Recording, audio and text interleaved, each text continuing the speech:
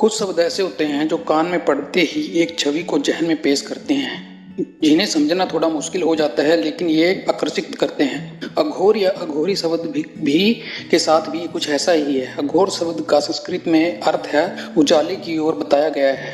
वहीं अघोरी का मतलब अघोर यानी जिसको घोर नहीं हो, सरल हो।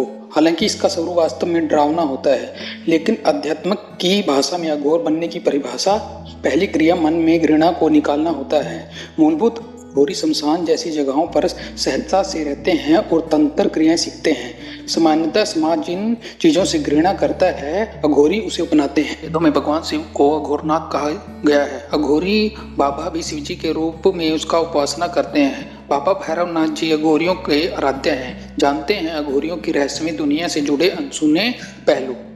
कौन है अघोरी, क्या ये खाते हैं, इनका जीवन कैसा होता है और ये अघोरियों से अन्य साधकों से अलग कैसे बनाती हैं।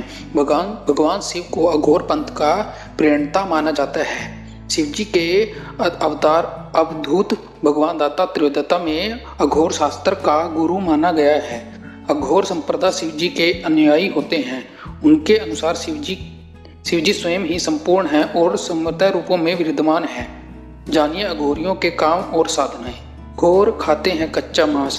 कहते हैं अघोरियों ने खुद इस बात को माना है कि वे शमशान में रहते हैं और अध जले शवों को निकाल कर उसका मांस खाते हैं। हालांकि यह बात आम जनमानस को विपदा लग सकती है, लेकिन इसके पीछे माना जाता है कि ऐसा करना अघोरियों की तंत्र क्रिया की शक्ति का प्रबल साधन होता है और सब उपासक होते हैं अघोरी। शिव के 5 रूपों में एक अघोर भी है। अघोरी जी शिव जी के उपासक होते हैं और शिव साधना में लीन होते हैं।